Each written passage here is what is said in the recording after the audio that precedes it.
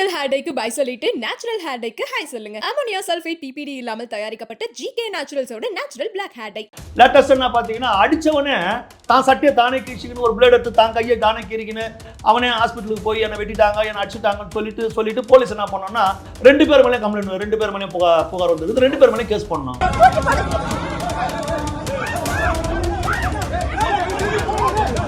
இந்த சலசலப்புகளுக்கெல்லாம் அவர் அஞ்ச மாட்டார்கள். ஏன்னா அவங்க தலைவரே சொல்றாரு, இந்த முகத்தை பார்த்தா பயப்படுற மாதிரியா தெரியுதுன்றார். ஒரு விடியலை நோக்கி அவங்க பயணம் புறப்பட்டு இருக்கிறது.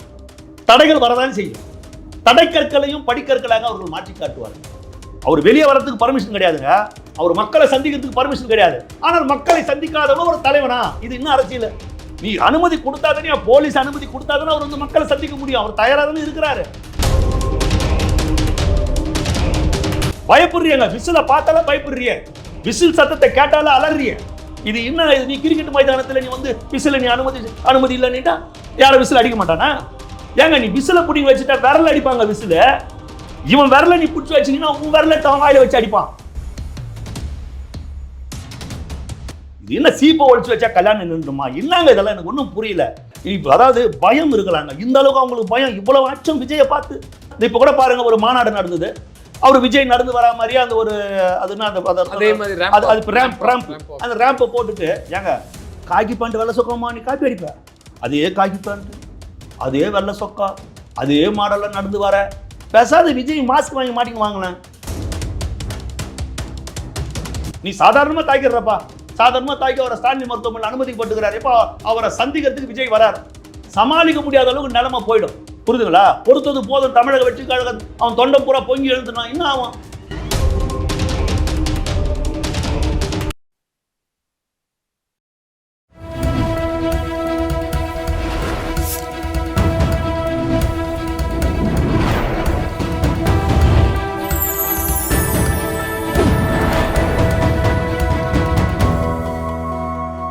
சேனல் 5 தமிழ் நேயர்களுக்கு வணக்கம். இன்றைய நேர்காணலில் நம்மோடு பேச இருப்பது அரசியல் விமர்சகர் ஓட்டரி ஜெயக்குமார் அவர்கள். சார் வணக்கம். சார் வணக்கம். சார், தாவைக்கா தொண்டர்களை வந்து நேற்று வந்து தாக்கி இருக்கிறாங்க, திமுக சேர்ந்தவர்கள் தான் தாக்கியிருக்காங்கன்னு சொல்கிறாங்க. எப்படி பார்க்குறீங்க? இல்லை சொல்கிறாங்க அண்ணா, அவங்க தான் தாக்குனாங்க. திமுக தான் தாக்குறாங்க. எல்லாமே டிவியில் பார்க்குறாங்க, எல்லாம் செய்கிறாங்க. திமுக தான் தாக்குறாங்க. அவங்க ஏதோ அவருடைய தமிழக வெற்றி கழகத்துக்காக போயிட்டு அங்கே இருக்கிற கட்சிக்காரர்கள் போயிட்டு வீடு வீடாக போயிட்டு அவருடைய ஆதரவை எதோ கேட்கணும்னு செய்வாங்க. அக்கா விஜய் ஆதரிங்க, விஜய்க்கு ஓட்டு போடுங்க, இல்லை விஜய் ஆதரிச்சிருங்க, ஏதாச்சும் ஒன்று. அது ஒன்றும் ஒரு பெரிய ஒரு தவறு கிடையாது. அது ஏதோ மடக்கி ஒரு பெரிய அளவில் ஒரு வன்முறை அங்கே நடந்திருக்குது. பாதிக்கப்பட்டவங்க மருத்துவமனையில் இருக்கிறாங்க. அவர் தளபதி விஜய் அவர்கள் கூட அதை கண்டித்து அறிக்கை விட்டுருக்கிறாரு. இதுக்கெல்லாம் மக்கள் பார்த்துன்னுக்கிறாங்க. மக்கள் விரைவில் இதற்கு வந்து ஒரு பதில் சொல்லுவாங்கன்னு சொல்லியிருக்கிறாரு. இதில் என்னென்னா, ஒரு 4 மாதம் கர்ப்பிணி பெண் வந்து ரொம்ப கடுமையாக தாக்கப்பட்டுருக்கிறாங்க. ஒருவருக்கு சுயநினைவே இல்லாத அளவுக்கு ஐசியூவில் அட்மிட் ஆகிருக்கிறார். இல்லை, கர்ப்பிணி பெண்கள் கூட பார்க்காம அடிக்கிறாங்க சார். அதுதான் சார் நான் ஒரு 4 மாத கர்ப்பிணி பெண் பாவம், அந்த அம்மா கூட அடிச்சிருக்கிறாங்க. பாவம், அந்த குழந்தை அடிபட்டு ஹாஸ்பிட்டலில் இருக்குது. ஆனால் வயிற்றில் இருக்கிற குழந்தைக்கு அந்த பிரச்சனை இல்லை அப்படின்னு மருத்துவர் சொல்லியிருக்கிறாங்க. ஒருத்தர் ஐசியூ வார்டில் இருக்கிறார். இப்போது ஐசியூ வார்டில் வந்து விளையாட்டா ஒரு எதிர்கட்சிக்காரங்க போய் இருக்க முடியாது.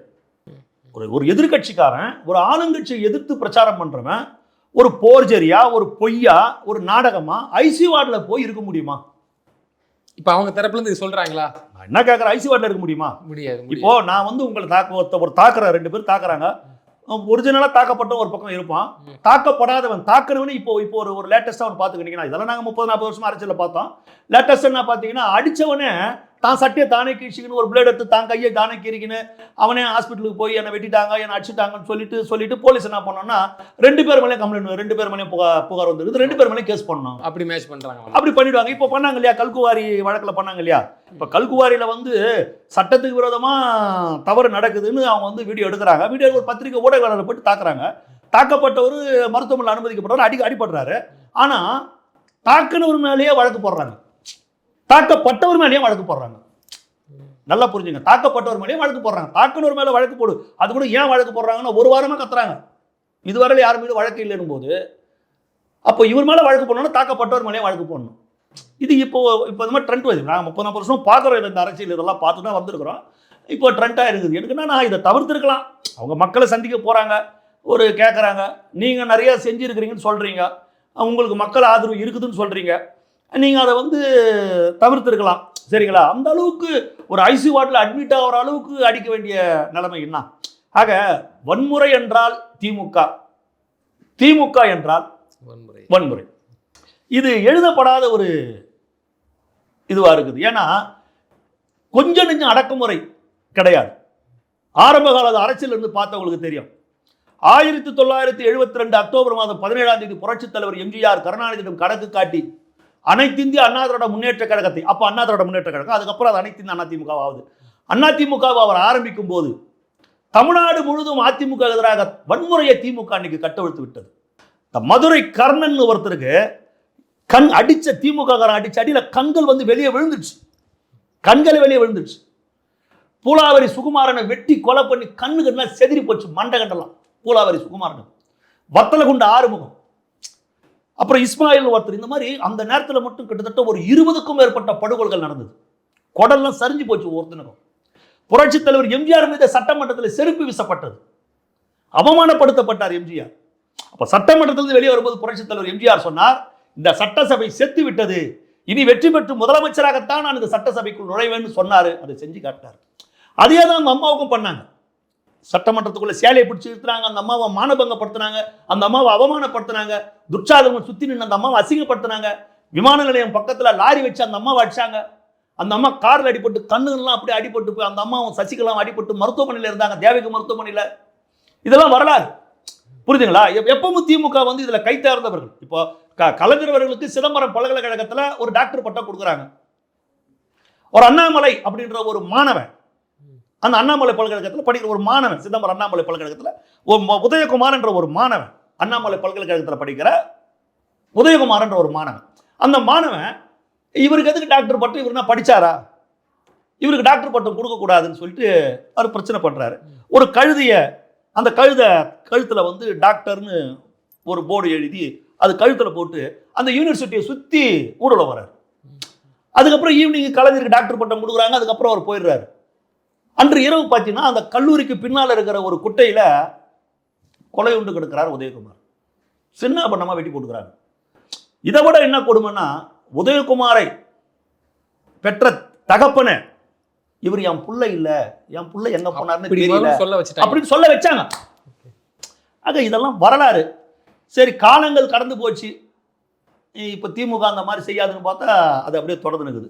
ஆனால் தமிழக வெற்றி கழகத்தை பொறுத்தவரையில் நான் பார்த்த வரையில் சொல்கிறேன், இதுக்கெல்லாம் அஞ்சுகிற கூட்டமாக அது தெரியல. அந்த பருப்புங்க வேவாது, அதெல்லாம் அது அஞ்சுகிற கூட்டமாக தெரியல. அவர்கள் பணங்காட்டு நரிகள். இந்த சலசலப்புகளுக்கெல்லாம் அவர் அஞ்ச மாட்டார்கள். ஏன்னா அவங்க தலைவரே சொல்கிறார், இந்த முகத்தை பார்த்தா பயப்படுற மாதிரியா தெரியுதுன்றார். சரிங்களா? அப்போ இதுக்கெல்லாம் அஞ்சு நடுங்குகிற ஒரு கூட்டமாக அது தெரியல. அவங்க ஒரு புனித பயணத்தை தொடங்கியிருக்கிறாங்க, ஒரு லட்சிய பயணத்தை துவக்கியிருக்கிறார்கள். ஒரு விடியலை நோக்கி அவங்க பயணம் புறப்பட்டிருக்கிறது. தடைகள் வரதான் செய்யும். தடைக்கற்களையும் படிக்கற்களாக அவர்கள் மாற்றி காட்டுவார்கள். அவர்கள் எல்லாத்துக்கும் தயாராக இருக்கிறாங்க. காராகிரகம் செல்ல கண்ணீர் துளைகளை, ரத்த துளைகளை தாராய் வார்த்து தர தயாராக ஒரு கூட்டம் அந்த தலைவனுக்கு பின்னால் இருக்குது. தீய சக்திக்கு எதிராக, ஊழல் சக்திக்கு எதிராக ஒரு புரட்சி பயணத்தை அவங்களுடைய தலைவர் இன்னைக்கு துவக்கி இருக்கிறார். அவர் பின்னாடி அவங்க அணிவகுத்து போறாங்க. இதெல்லாம் நடக்கதான் செய்யும். இதை விட இன்னும் அதிகமாக நடக்கும். நிச்சயமா சார். அதே நேரத்தில் வந்து அடுத்த மாநாடு, அதுவும் கொங்கு பகுதியை தான் குறிப்பாக வருது, சேலத்தில் நினைக்கிறேன். அதை நோக்கி தாவைக்க வந்து ரெடி ஆகிட்டு இருக்கிறாங்க. ஆமாம் சார். அது வந்து ஒரு 50,000 பேர் கேட்டாங்க. 50,000 பேருக்கு இவங்க தெரியல. திமுக 1 லட்சம் 1.5 லட்சம் பேருக்கு அனுமதி கொடுக்குறாங்க, அண்ணா திமுக அனுமதி கொடுக்குறாங்க. இவங்க வந்து சில சட்ட திட்டங்களை வகுத்து வைத்திருக்கிறார்கள், விதிமுறைகளை வகுத்து வைத்திருக்கிறார்கள். இவ்வளோ பேர் கூட்டினா அதுக்கு என்ன பாதுகாப்பு அப்படி இப்படின்னு அரசாங்கம் ஒரு விதிமுறையை வகுத்து வச்சிருக்குது. அந்த விதிமுறையை வகுத்து வச்சிருக்கிறதுல என்னன்னு பார்த்தீங்கன்னா, இந்த விதிமுறைகளில் வந்து அங்கீகரிக்கப்பட்ட அரசியல் கட்சிகளுக்கு விலக்கு. அங்கீகரிக்கப்பட்ட அரசியல் கட்சிகள்லாம் திமுகவுக்கு, அண்ணா திமுகவுக்கு, விடுதலை சிறுத்தைகளுக்கு, நாம் தமிழர் கட்சிக்கு, பாரதிய ஜனதாவுக்கு, காங்கிரஸ் கட்சிக்கு, இதுக்கெல்லாம் விலக்கு. இதுல இருந்து அங்கீகரிக்கப்படாத கட்சிகள் மட்டும்தான் இத்தனை சட்டத்திட்டங்கள். அது யார் அன்றைக்கி அங்கீகரிக்கப்படாத கட்சி? இன்னைக்கு பெரிய கட்சி தமிழ்நாட்டில் இது இருக்குது, தமிழக வெற்றி கழகம் ஒன்று தான் இருக்குது. ஏன் அங்கீகரிக்கப்படலைன்னா, இன்னும் அந்த கட்சி தேர்தலை சந்திக்கல. தேர்தலை சந்திச்சு ஒரு குறிப்பிட்ட இடங்கள் ஜெயிச்சாலும், ஒரு குறிப்பிட்ட வாக்கு சதவீதம் பெற்றால்தான் ஒரு கட்சி அங்கீகாரத்தை பெற முடியும். அப்போ அங்கீகரிக்கப்பட்ட கட்சிகளுக்கு ஒரு நியாயம், அங்கீகரிக்கப்பட்ட ஒரு கட்சிகளுக்கு ஒரு நியாயம் சொல்லி விஜயை பழிவாங்குவதற்காகவே இதை இவங்க செஞ்சிருக்கிறாங்க. இதை செஞ்சு இன்னைக்கு அந்த சேலத்தில் அந்த கூட்டத்தில் வெறும் 5000 பேர் வரைக்கும் கலந்துக்கலாம் அப்படின்னு. அந்த 5000 பேர் கலந்துக்கிறதுக்கும் 1008 கண்டிஷன்ஸ், மறுபடியும் கண்டிஷன். ஆமாங்க. இப்போ விஜய் அவர் வெளியே வர முடியல, அவரை வெளியே வர விடுறதில்லை, புரியுதுங்களா? ஆனால் பிரச்சாரம் மட்டும் பண்ணுவாங்க. விஜய் வீட்டுக்குள்ளே இருக்கிறார், விஜய் வெளியே வரமாட்டேன்றார், விஜய் எதுக்கும் வரமாட்டேன்றார். சரி, விஜய் வெளியே வரார், அனுமதி கிடையாது. நல்லா புரிஞ்சுங்க, அவர் வெளியே வர்றதுக்கு பர்மிஷன் கிடையாதுங்க, அவர் மக்களை சந்திக்கிறதுக்கு பர்மிஷன் கிடையாது. ஆனால் மக்களை சந்திக்காதவங்க ஒரு தலைவனா? இது இன்னும் அரசியல். நீ அனுமதி கொடுத்தாதானே, போலீஸ் அனுமதி கொடுத்தாதானே அவர் வந்து மக்களை சந்திக்க முடியும். அவர் தயாராக தானே இருக்கிறாரு. அவர் என்ன ஷூட்டிங்ல உட்காந்துக்கிறாரு? சொல்லுங்க, அவர் ஷூட்டிங்ல இருக்கிறாரு. இப்போ அவர் என்ன அமெரிக்காவில் இருக்கிறாரா, லண்டன்ல இருக்கிறாரா, ஜெர்மனில் இருக்கிறாரா, ஜப்பான்ல இருக்கிறாரா, சைனால இருக்கிறாரா, இல்லை உலகத்தில் எங்கன்னா ஒரு தீவுல போய் உட்காந்து படுத்துன்னு இருக்கிறாரா? வீட்டில் தானே இருக்கிறாரு, வேற எங்கேயும் போகல. உங்களை தாண்டி முதல்ல எங்க போக முடியும்? அவர் வீட்டு வாசப்படி வந்தாலே நீ 10 ஆளை போட்டு வச்சிருக்கிற. வெளியே வந்தாலும் அவர் எங்க போறாரு வராருன்னு தெரியுது. எங்க போனாரு? இங்க தானே இருக்கிறாரு.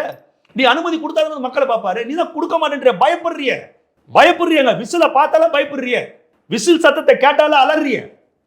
கிரிக்கெட் மைதானத்துக்குள்ளேயே வந்து விசில் அனுமதி இல்லைன்னு சொல்றிய. இது என்ன? நீ கிரிக்கெட் மைதானத்தில் நீ வந்து விசில நீ அனுமதி இல்லைன்னா யாரும் விசில் அடிக்க மாட்டானா? ஏங்க, நீ விசில பிடிங்கி வச்சுட்டா விரல் அடிப்பாங்க விசில. இவன் விரல நீ பிடிச்சி வச்சீங்கன்னா உன் விரல அவன் வாயில வச்சு அடிப்பான், இல்ல உன் வாயில அவன் விரல வச்சு அடிக்க வைப்பான். என்ன நினைக்கிற? அவன் எல்லாத்துக்கும் தயாரா இருக்கிறாங்க. இன்னும் விசில் அடிக்க தெரியாது, நான் அடிக்கிட்ட விசில சொல்லுங்க. விசில் அடிக்க தெரியாதா? கிழியும், காது கிழியும் அடிச்சுனா எல்லாம் தான் விசில் அடிப்பான். நீ விசில் இது என்னங்க? ஒரு குப்பால போறான், குப்பாடுறவன் ரோட்ல வரான், விசில் ஊட்டினா வரான். ஒரு சிவகங்கை ஊர்ல வந்து அந்த கவுன்சிலர் சொல்றாரு, விசில் அடிக்காது இனிமேல் பட்டு. காலையில மைக்கில் என்ன சுப்பிரபாதவடா போட்டு வர முடியும் குப்பாடுறதுக்கு? ஏன்னா விசில் அடிச்சா குப்பை வண்டி வந்துக்குது தெரியுது. விசில் அடிச்சா ஒரு பஸ் கண்டக்டர் விசில் அடிக்கலாம், விசில் அடிக்காதன்னு ஒரு கவுன்சிலர் சொல்றாரு. கிரிக்கெட் மைதானத்துக்குள்ள ஒரு ஆரவாரமா ஒரு விசில் அடிக்கிறாங்க, அதை வந்து விசில் அடிக்க கூடாதுன்னா இது என்ன? சீப்பை ஒழிச்சு வச்சா கல்யாணம் நின்றுமா? என்னங்க இதெல்லாம்? எனக்கு ஒன்றும் புரியல. அதாவது பயம் இருக்கலாங்க, இந்த அளவுக்கு அவங்களுக்கு பயம். இவ்வளவு அச்சம் விஜயை பார்த்து இப்படி ஒதுறீங்க, ஆனா நாங்க பயப்படலன்றீங்க. சொல்லுங்க. இப்ப கூட பாருங்க, ஒரு மாநாடு நடந்தது, அவர் விஜய் நடந்து வரா மாதிரியே அந்த ஒரு அந்த ரேம்பை போட்டுட்டு, ஏங்க காக்கி பேண்ட் வெள்ளை சொக்கமா நீ காப்பி அடிப்ப? அதே காக்கி பேண்ட், அதே வெள்ளை சொக்கா, அதே மாடல்ல நடந்து வர பேசாத விஜய் மாஸ்க் வாங்கி மாட்டின்னு வாங்கலாம். எதுக்கு இதெல்லாம்? உங்களுக்கு இன்னும் அதிகமா வரும். பாக்குறத பார்த்தா, நீங்க பண்றதை பார்த்தா எங்களுக்கு மேல விஜய் நீங்க லைக் பண்ற மாதிரி தெரியுது. நீங்க தான் அவருடைய தீவிரமான ரசிகர் மாதிரி தெரியுது. அவரை மாதிரியே பேண்ட் போடுறீங்க, அவரை மாதிரியே ஷர்ட் போடுறீங்க, அவரை மாதிரியே நடந்து வரீங்க. அவருக்கு எல்லாரும் தன்னெழுச்சியா தூக்கி போடுறான்னு சொன்னா ஒரே கலர்ல அங்க சால்வை போடுவான். ஒரு 3 பேர் செட் பண்ணி வச்சு ஒரே கலர்ல 3 சால்வை தூக்கி போடுறாங்க. அதை எடுத்து ஒரு தூக்கி கழுத்துல சுத்திக்கிறாரு. ஒரு 3 பேர் பூங்கொத்து கொடுக்குறான், ஒரே கடையில் வாங்கியிருக்கிறான் பூங்கொத்து, ஒரே ஸ்டைலில் இருக்குது 3 பூங்கொத்தம். 3 பேர் பூங்கொத்து கொடுக்குறான். உடனே சின்னவர் வந்து செல்ஃபி எடுக்கிறாரு. கத்துங்க அவர் விஜய் கத்துங்க நான் சொன்னாரு. அப்படி தூக்குறாரு, அந்த போனை தூக்குறாரு. கடல் அலைய சமுத்திரம் அப்படியே பொங்குது அந்த இடத்துல, மக்கள் வெள்ளம் பொங்குது. ஆர்ப்பரிப்பு அடக்க முடியல. மக்கள் தன்னெழுச்சி அவர் பின்னாடி நிற்கிறான். தன் வீட்டில் ஒருத்தரா தாய்மார்கள் பார்க்குறாங்க. அவ்வளோ ஒரு தன்னெழுச்சியா மக்கள் விரும்புகிறான். புளியை பார்த்து பூனை சூடு போட்டுக்கின மாதிரி. என்னங்க இது? நீங்க இதெல்லாம் செஞ்சிட்டீங்கன்னா நீங்க வந்து விஜய் ஆயிடுவீங்களா? சொல்லுங்க. இதெல்லாம் வந்து கற்பனை. அசிங்கமா மக்கள் பார்க்குறாங்க, எல்லாத்தையும் மக்கள் பார்க்குறாங்க. நிச்சயமா சார். அதே நேரத்தில் தளபதி அவர்கள், விஜய் அவர்கள் தான் என்ன சொன்னாங்கன்னா, ஆட்சி அதிகாரத்திலும் பங்குன்னு சொல்லியிருந்தாங்க. அதை பல பேர் விமர்சித்தாங்க. யாருமே வரலையப்பா அப்படிலாம் சொல்லி ரொம்ப நக்கல் பண்ணாங்க, நையாடினாங்க. இப்போ ஸ்டாலின் அவர்கள் என்ன சொல்லியிருக்காங்கன்னா, அதிகாரத்திலலாம் பங்கு கிடையாது ஸ்ட்ரிக்டா. அவங்க இப்போ இல்லை, ஆரம்ப ஆட்சி அதிகாரத்தில் பங்குன்னு தளபதி விஜய் அவர்கள் சொன்னார் எல்லா கட்சிகளுக்கும்.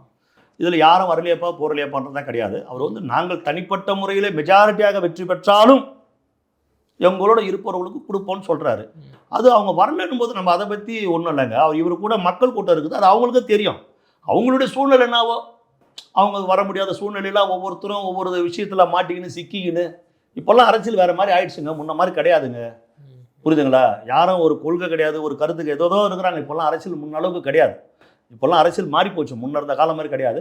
ஆனால் தளபதி விஜய் அவர்களை பார்த்தீங்கன்னா அவர் தெளிவாக சொல்கிறார், நான் ஊழலுக்கு எதிராகவும் தீய சக்திக்கு எதிராகவும் நான் வந்து கட்சி நடத்துகிறேன், நான் வந்து ஒரு நல்ல ஆட்சியை கொடுப்பேன்னு சொல்கிறாரு. விருப்பறவங்க வரலாம், சரிங்களா? வரலன்னும் போது நம்ம அதை வந்து பெருசாக பேச வேண்டியதில்லை. ஆனால் ஸ்டாலின் அவர்கள் ரொம்ப தெளிவாக சொல்லிட்டாரு, இன்றைக்கி சொல்லியிருக்கிறாரு, ஆட்சியிலும் அதிகாரத்திலும் பங்கு கிடையாது. அது காங்கிரஸ்காரங்க தான் யோசிக்கணும். ராகுல் காந்தி வந்து என் சகோதரர், அவர் குடும்பத்தில் ஒருத்தர் மாதிரி என்ன பார்க்குறாரு அப்படின்னா, ஒரு குடும்பத்தில் ஒருத்தர் மாதிரி ராஜீவ்காந்தி கொலை வழக்கில் இருக்கிற பேரறிவாளனை நீங்கள் போய் கட்டி பிடிச்சினுங்கிற அந்த ராஜீவ்காந்தி இடத்துல உங்கள் குடும்பத்தில் இருக்கிறவங்க இருந்திருந்தா நீ செய்வ அந்த வேலையை நீங்கள் செய்வீங்களா சொல்லுங்கள். ராஜீவ்காந்தி இருந்த இடத்துல ஸ்டாலின் குடும்பத்தில் ஒருத்தர் அந்த மாதிரி பாதிக்கப்பட்டிருந்தா நீங்கள் செய்வீங்களா? அப்படி கட்டி பிடிப்பீங்களா? சொல்லுங்கள். அதெல்லாம் கிடையாது. சொல்லலாம், எதனா ஒன்று சொல்லலாம். காங்கிரஸ் கட்சி செய்த தவறு 2016 அவங்க வந்து ஆட்சி அதிகாரத்தில் பங்கு கேட்டிருக்கணும். அன்னைக்கு கருணாநிதி மைனாரிட்டியாக இருந்தார், 96 சீட்டு ஒன்று வச்சு ஆட்சி நடத்தினார். அன்றைக்கி இவங்க வெளியிலேருந்து ஆதரவு கொடுத்தாங்க, அன்றைக்கே கேட்டிருக்கணும். இவங்க கேட்கல. இவங்க கேட்காததுக்கு காரணம் என்னன்னா, அப்போ ராமதாஸ் என்ன பண்ணிட்டாருன்னா, ஆட்சியிலும் அதிகாரத்திலும் எங்களுக்கு பங்கு தேவை கிடையாது, நாங்கள் வெளியிலேருந்து அந்த ஆட்சி ஆதரவு பண்ணிட்டார். அப்போ காங்கிரஸ் இல்லைனா கூட ராமதாஸுடைய ஆதரவுலேயே அந்த ஆட்சி நடக்க முடியுன்ற சூழலை போயிடுச்சு. அது மட்டும் இல்லாத அதை மீறி காங்கிரஸ் முடிவெடுத்தால் காங்கிரஸை கருணாநிதி ஒடிச்சிடுவார். சரிங்களா? அதை அந்த வேலையை அவர் ரொம்ப அழகாக செஞ்சிருவார். அதுக்காக காங்கிரஸ் கட்சி அன்றைக்கி பயந்தது. இன்றைக்கி காங்கிரஸ் கட்சி ரொம்ப ஆசைப்பட்டது, நம்ம எவ்வளோ காலம் நம்ம இப்படி இருக்கிறோம், நம்ம அதிகாரத்துக்கு வரணும்னு காங்கிரஸ் கட்சி ஆசைப்படுது. ஆனால் அந்த ஆசைக்கு ஸ்டாலின் அவர்கள் முற்றுப்புள்ளி வைத்து விட்டார். இனி காங்கிரஸ் கட்சி தான் முடிவெடுக்கணும். ஆட்சியில் அதிகாரத்தில் பங்கு இல்லைன்னு ஸ்டாலின் சொல்கிறாரு, அவங்க தான் முடிவெடுக்கணும். தாவேக்கா வந்து காங்கிரஸ் ரொம்ப எதிர்பார்த்துச்சு, அது உண்மைதான். திரு விஜய் அவர்களே எதிர்பார்த்தாரு. ஏதோ கெடு வச்சு விதிச்சிருக்கிறாங்க, உங்களுக்கு ஒரு வாரம் டைம் பார்த்துக்கிடுங்க. இது எப்படி பார்க்கறது? ஒரு பக்கம் காங்கிரஸும் வெயிட்டிங்ல இருக்கிறாங்க, இன்னும் திமுகவோட பேச்சுவார்த்தை நடத்துறாங்க. இன்னைக்கு என்ன ஒரு பேச்சுவார்த்தை, அதாவது நேற்று வந்து சொல்றாரு சார், சோழங்கள் சொல்றாரு, இது வரைக்கும் வந்து குழு போடலன்னு சொன்னாரு, குழு போடலோட பேசுறாரு. திமுக குழு போடலன்றதுக்கு நீ ஸ்டாலின் பதில் சொல்லிட்டாரு. இவ்வளவுதான் நிலைமை. கொடுக்கறத வாங்கிக்கிறியா இல்லைன்னா அப்போ பந்து இனி காங்கிரஸ் கோர்ட்ல தான் நிக்குது. இவ்வளவுதான். ஆட்சியில் அதிகாரத்தில் பங்கு கொடுக்க மாட்டேன்னு சொல்லிட்டாரு, உங்க கோர்ட்டில் நிற்குது. இனி நீங்கள் தான் சிந்திக்கணும். உங்கள் கட்சியுடைய வளர்ச்சி, உங்கள் கட்சியுடைய எதிர்காலம், அதை நீங்கள் தான் பார்க்கணும். இப்போ திமுகவால் தான் காங்கிரஸ் கட்சி இந்த அளவுக்கு தமிழ்நாட்டில் இவ்வளோ மோசமான ஒரு தோல்வி காங்கிரஸ் கட்சி இன்னைக்கு இந்திய அளவில் சந்திச்சதுக்கு திமுக தான் காரணம். நான் பல முறை சொல்லியிருக்கிறேன். 2G ஸ்பெக்ட்ரம் ஊழலால் தான் இந்தியாவில் காங்கிரஸ் கட்சி மிகப்பெரிய தோல்வியை சந்திச்சது. புரியுதுங்களா? இந்த உதயநிதி இவங்கெல்லாம் வந்து இந்த இந்து மதத்துக்கு எதிராக, இந்த சலானத்துக்கு குறிப்பிட்ட ஒரு மதத்துக்கு எதிராக இவங்க பேசுறது தான் வந்து ஒரு மிகப்பெரிய ஒரு அச்சுறுத்தலை வந்து காங்கிரஸ் கட்சி மேலே இந்தியா முழுவதும் ஏற்படுத்திடுச்சு. தமிழ்நாட்டுடைய அரசியல் வேற, மற்ற மாநிலங்களில் காங்கிரஸ் தோத்ததுக்கு இதுதான் காரணம்னு சொல்ல வரேன். சரிங்களா? இதை வந்து பிஜேபி ரொம்ப அழகாக பயன்படுத்திச்சு. இந்த திமுக வச்சு இந்தியா முழு பயன்படுத்திச்சு. அதே மாதிரி ராஜீவ்காந்தி கொலையில் சம்பந்தப்பட்ட பேரறிவாளனை ஸ்டாலின் சந்திச்சது காங்கிரஸுக்கு மிகப்பெரிய பின்னடைவை இந்தியா முழுவதும் ஏற்படுத்திடுச்சு. இதை காங்கிரஸ் தலைமை எப்போ உணரும்னு நமக்கு தெரியல. சரிங்களா? எது எப்படியாங்க தமிழக வெற்றி கழகத்தை நோக்கி வந்தால் வரட்டும், வரல அதை பத்தி இங்க இருக்கிறவங்க யாரும் கவலைப்படுற மாதிரி இல்லைங்க. இவங்க களத்தை போய் மக்களை சந்திக்க போயிட்டாங்க. அடுத்த கட்டத்துக்கு நகர ஆரம்பிச்சிட்டாங்க. அடுத்த கட்டத்துக்கு ஏன் சார் நான் தான் சொல்றேன் சார், அவர் வெளியே வராரு, வரல சார். இன்னைக்கெல்லாம் சோசியல் மீடியா சார், போன் இருக்குது, டிவி இருக்குது, டிவியை விட போன் இருக்குது, எல்லாம் பார்க்குறான். விஜயுடைய கருத்து நேற்று கூட விஜய் அவர்கள் அறிக்கை கொடுக்குறாரு, வெற்றி கழகம், தமிழக வெற்றி கழகம் பாதிக்கப்படுறது அறிக்கை கொடுத்தாரு இல்லையா? அப்புறம் நீ சாதாரணமாக தாய்க்கிறப்பா, சாதாரணமாக தாய்க்க அவரை ஸ்டாலின் மருத்துவமனையில் அனுமதிக்கப்பட்டுக்கிறார். எப்போ அவரை சந்திக்கிறதுக்கு விஜய் வரார், என்ன அடிப்பட்டவங்களை பார்க்க விஜய் வராருங்க நேரடியா. கூட்டம் கூட அந்த இடத்துல கூட்டம் மட்டுமா கூடும், சமாளிக்க முடியாத அளவுக்கு நிலைமை போயிடும். புரியுதுங்களா? பொறுத்தது போதும். தமிழக வெற்றி கழகம் அவன் தொண்டம் பூரா பொங்கி எழுதுனா என்ன ஆகும்? தமிழ்நாடு பூரா ஒரு ஆர்ப்பாட்டங்களை அறிவிக்கிறாரு, தமிழ்நாடு பூரா அத்தனை மாவட்டத்தில் ஆர்ப்பாட்டம் பண்ணுன்றாரு, போர்வலம் பூலுங்க எல்லாம் வெளியே வாங்கன்றாரு. என்ன நடக்கும்? சட்டம் ஒழுங்கு சந்தி சிரிக்கும். அவர் இன்னும் ஒரு பக்குவப்பட்ட தலைவனா இருக்கிறார். அதை தான் நம்ம அவர்கிட்ட கற்றுக்க வேண்டியது. ஒரு பக்குவப்பட்ட தலைவனா ரொம்ப கரெக்டாக இருக்கிறார். ஒரு அவசரப்படுறதோ ஒரு ஆவேசப்படுறதோ அது இல்லை அவர்கிட்ட. ரொம்ப பொறுமையா, இது கையை மீறி போயிட போகுது, பிரச்சனை வேற மாதிரி ரொம்ப அழகாக யோசிக்கிறாரு. விமர்சிப்பவர்களுக்கும் இதே மூமெண்ட் வந்து கையால் அவருடைய மௌனம் தான் சார் பதில் எல்லாத்துக்கும். அவருடைய மௌனம். இப்போ நாம் தமிழர் எவ்வளோ விமர்சனம் பண்ணோம், அவர் அவங்கள கண்டுக்கினாரா? அப்புறம் பேசி பேசி கடைசியில் சீமான என்ன முடிவு வந்தாரு? விஜய் இனி விமர்சிக்காதீங்க ஆரம்பிட்டார். நீங்களா பேசுனீங்க, நீங்களா நான் எங்க இருக்கிற ரஜினி எங்களுக்கு கண்டுபிடிங்க, நீங்களா ஒழிஞ்சுக்கிறீங்க, அப்புறம் நீங்களே விமர்சிக்காதீங்கன்றீங்க. அது கிடையாது. விஜயுடைய மௌனம் தான் பல விஷயங்களுக்கு பதில். நிச்சயமா சார். தொடர்ந்து தங்களது கருத்துக்களை பகிர்ந்தமைக்கு நன்றி.